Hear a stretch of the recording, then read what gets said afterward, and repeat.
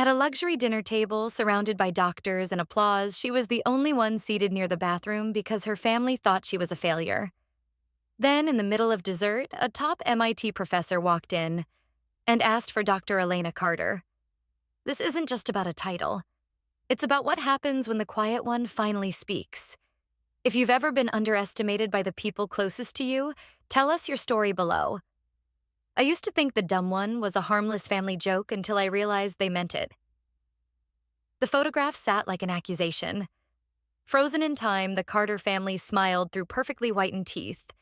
Champagne flutes raised in celebration. Centered in the frame was Victoria, flawless in her white coat, highlighted hair curled like a campaign ad. Elena, half-shadowed, stood off to the edge, a cropped-out afterthought. The irony she had taken the photo. A dull Boston sky stretched beyond her apartment window. Elena sat barefoot at the edge of her bed, fingers tracing the frayed corners of that photo. Her studio apartment was still almost sterile. Whiteboards covered in code and flowcharts lined the walls. Stacks of technical journals towered beside a single bookshelf. In the middle of it all, on a high shelf, rested a picture frame, its back turned. Behind the glass was her MIT doctorate certificate. She hadn't told anyone in the family about it. She didn't need to. On the wall above her desk, a single Post-it note in blocky black Sharpie glared back at her. Stay quiet. Win loud. Her phone buzzed. One word lit up the screen. Dinner, then another 7 p.m. Dress nice. No subject. No name. Not even a question mark. Just an expectation. She didn't reply. Instead, she stood, walked to the kitchenette, and opened the drawer where she kept things she didn't want to look at. Old birthday cards unsigned. A letter from her father unopened. The DARPA invitation printed on thick cardstock, still pristine. The government seal at the top hadn't faded. Her eyes stayed on that letter a moment longer this time. She picked it up, held it beneath the light. Still unread. Her laptop chimed. She glanced over. Victoria's social media feed was open. Photos from the hospital gala glowed on screen, Victoria posing with her award. Victoria toasting beside the mayor. Victoria captioning it all with a smug, celebrating brilliance. Elena let out a slow breath and whispered to no one. Let's see if brilliance still shines under real light. She closed the laptop. Outside, the city groaned under November winds, but in the apartment it was silent, purposefully so. Elena moved with precision, walking to the closet and sliding open the door. Dozens of dark turtlenecks, neutral tones, professional forgettable. But from the back she retrieved a black dress. Sleek. Quiet. A sharp contrast to Victoria's showy style. She laid it on the bed. Then from the nightstand she picked up something small. A voice recorder. She turned it over in her hand thumb, hovering over the power button. It wasn't for theatrics. It wasn't even for them. It was for her. A ledger of truth. One she could replay if anyone ever dared twist her silence into consent. She set it gently next to the dress. Another ping. She turned to the screen. An email. Subject line. Congratulations again, Dr. Carter. Your defense video is now archived in public. She stared at it, then smiled. But only slightly. Only enough. Because they would watch it soon, not because she sent it. Because the truth once public didn't need an invitation. In every family gathering, the seat you're given says more than the words they speak. La Maison Elegante shimmered with quiet wealth. Gold chandeliers hung like frozen fireworks. Violins whispered through the air, and waiters glided past tables in tuxedos. The long dining hall was arranged meticulously, candles at even intervals, silver cutlery perfectly aligned, and a single grand table stretching across the center like a runway of status. Elena stood just beyond the host stand, coat still buttoned, scanning the table. Her name wasn't on any card. She checked again, then stepped aside as a well-dressed couple brushed past her with an air of assumed importance. She inhaled slowly. A server approached, carrying a discreet panic in his eyes. He whispered something to Margaret Carter, seated at the table's center beneath the chandelier. Margaret barely looked up. Just find her a spot somewhere discreet. She murmured with the precision of someone managing a misbehaving ornament, not a daughter. Moments later, a place card appeared, handwritten, hastily tucked between folded napkins near the far end of the table, close to the swinging doors of the restrooms. Elena said nothing. She slid into the seat, smoothing her black dress and placing her napkin gently on her lap. A faint scent of citrus cleaner wafted from the bathroom every time the door opened. She poured herself water, avoiding eye contact. Aunt Marianne leaned across from 2 seats down, chirping, "Oh, Elena, there you are. We thought maybe you weren't coming. Didn't think you'd want to, you know, be reminded of all this doctor stuff." Elena smiled tightly. "It's always nice to be included." "Of course, dear. Just as long as you're not still playing with those, what do you call them, code machines?" Across the table, Victoria clinked her fork against her glass. The room quieted. "Thank you all for coming tonight," Victoria said, standing tall and radiant in crimson silk. "This dinner means a lot to me. It's a celebration of dedication, precision, and excellence in a world that demands it. I'm so proud of everyone here and grateful for those who at least know what career paths are." Laughter rippled across the table like a rehearsed cue. Margaret chuckled softly. David cleared his throat and reached for wine.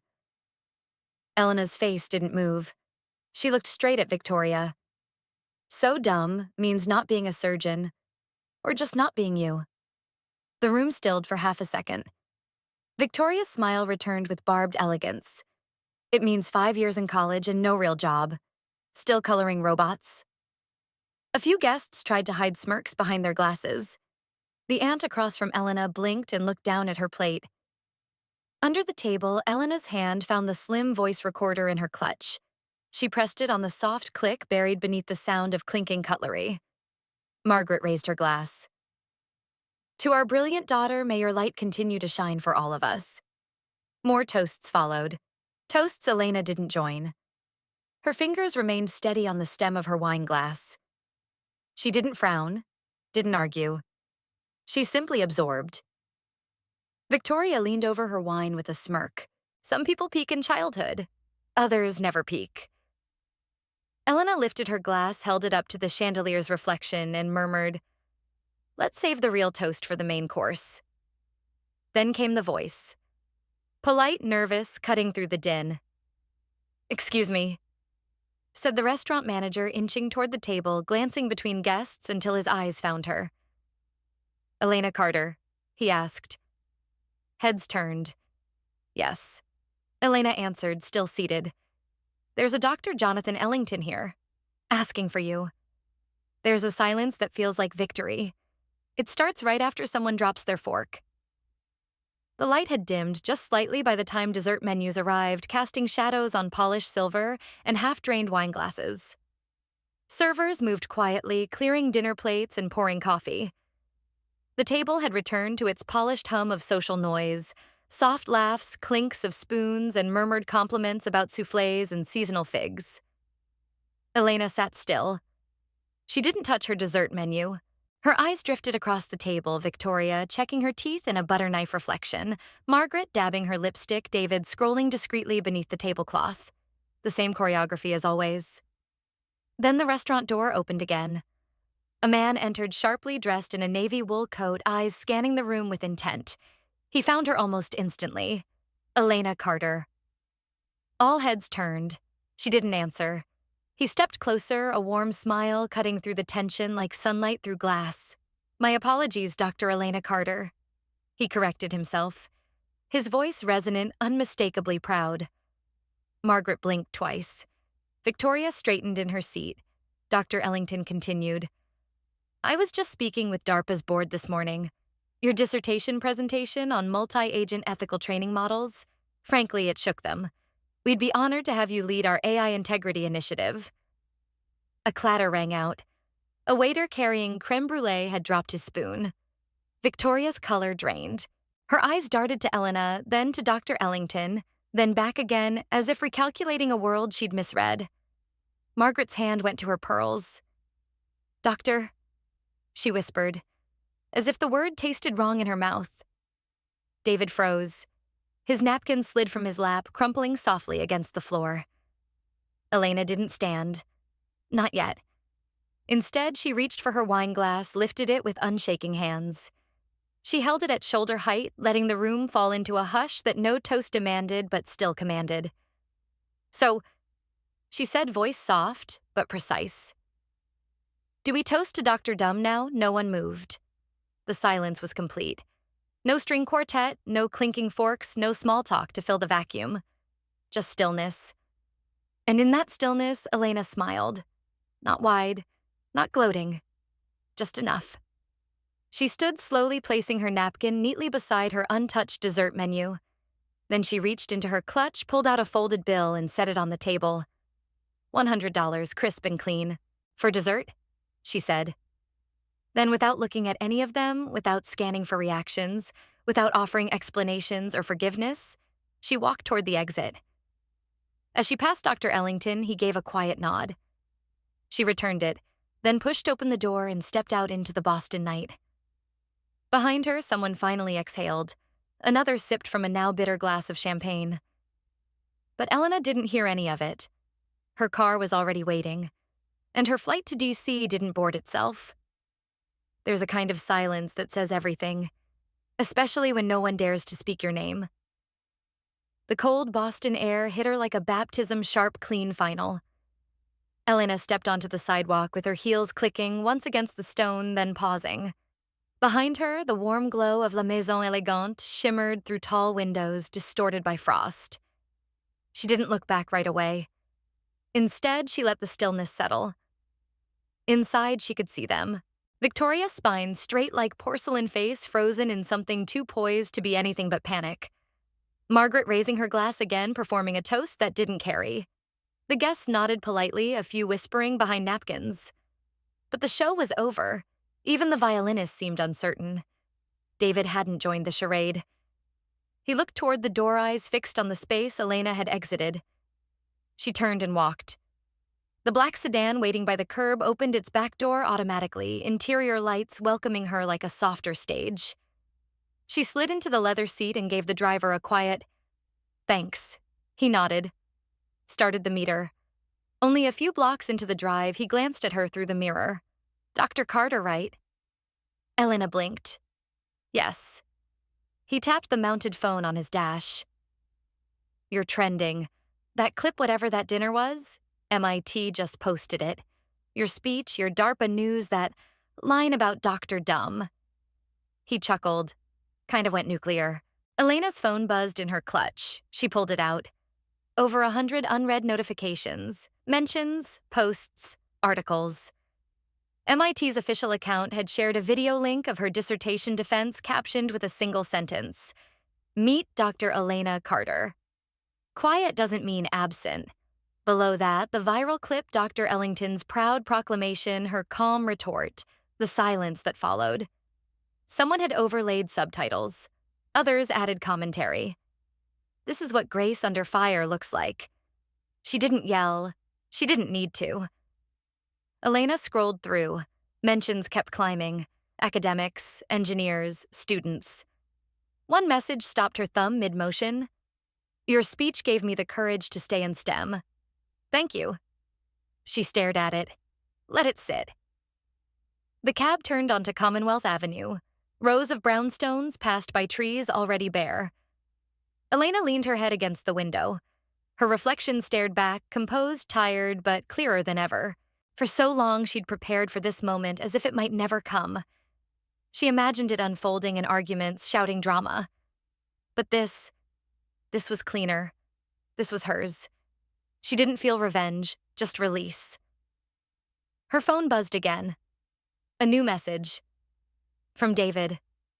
"I'm sorry I didn't speak up, but I've never been more proud of you.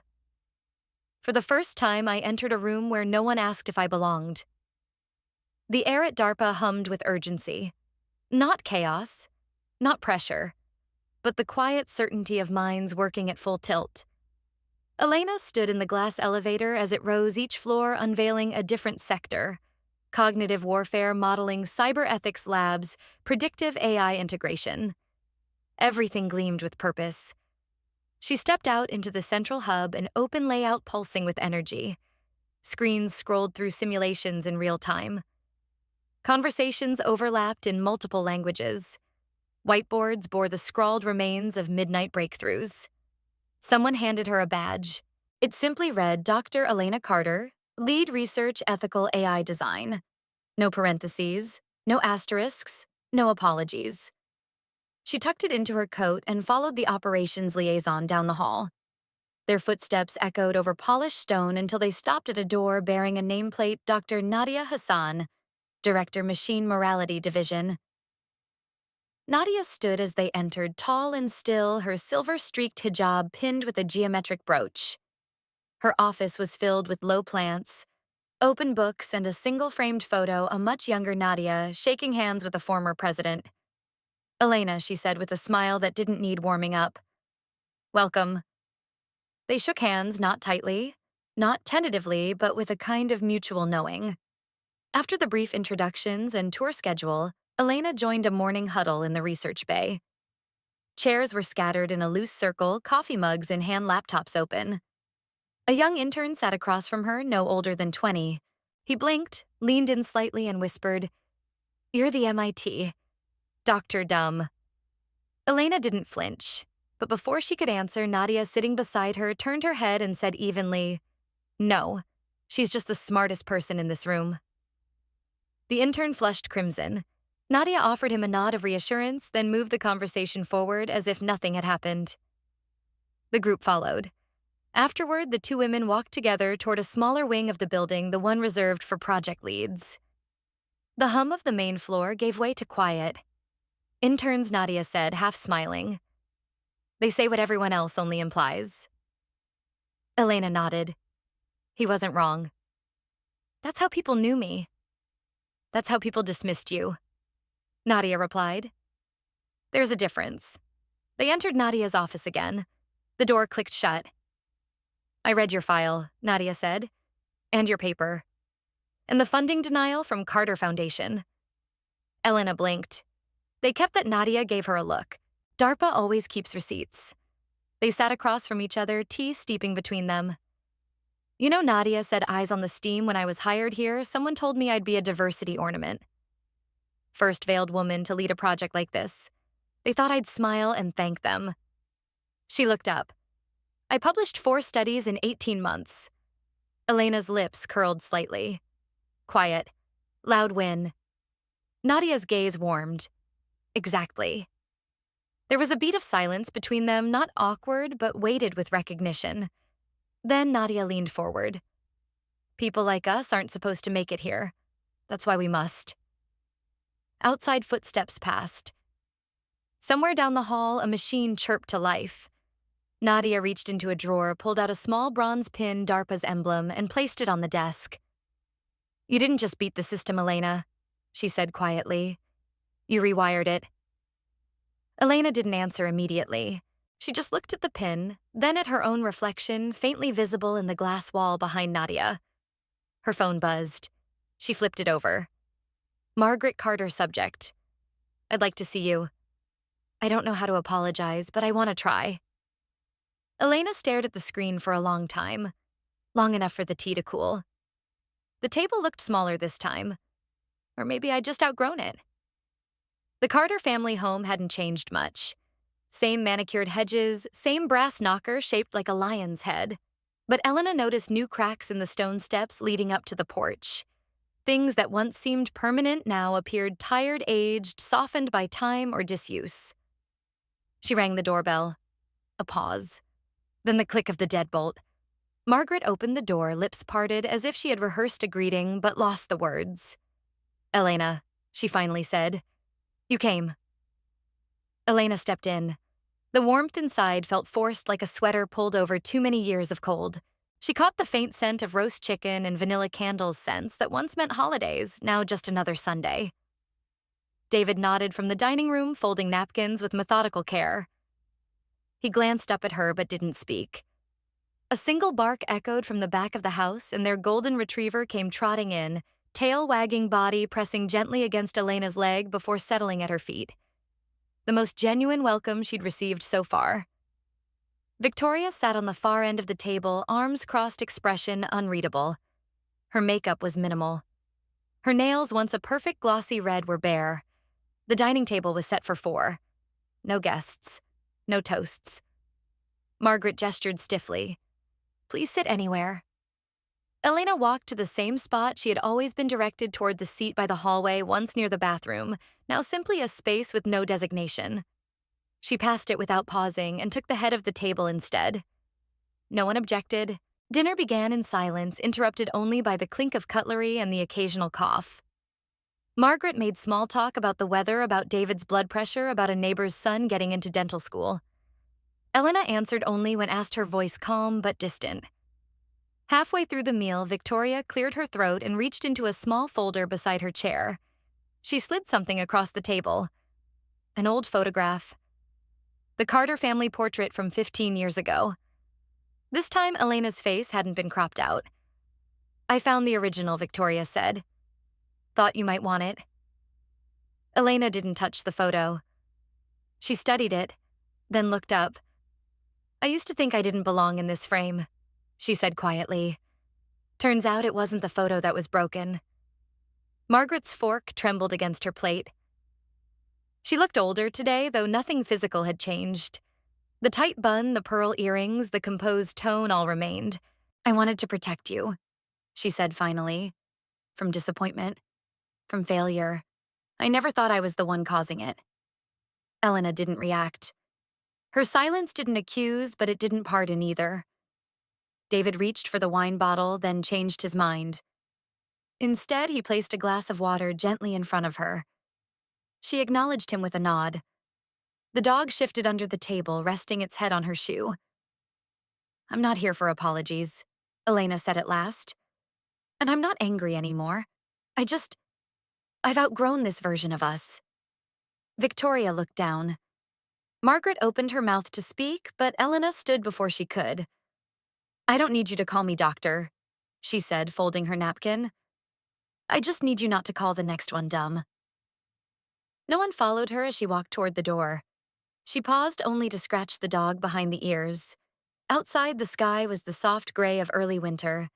She zipped her coat, her breath forming clouds in the air. Her phone buzzed. A single message: DARPA has approved your AI initiative. You lead. She stared at it for a moment. Then she put the phone away, stepped off the porch and walked forward. She walked away not in triumph, but in clarity, leaving behind a table that once silenced her, now quiet in a different way. What they mistook for weakness had been precision. Every slight she absorbed had sharpened her resolve. Justice didn't come with applause, it arrived in the steady reclaiming of space, a voice of truth. Like the final chord of a long-forgotten melody, justice may arrive late, but it resonates powerfully once it's heard. Sometimes all it takes is one silent step forward to end generations of being walked over.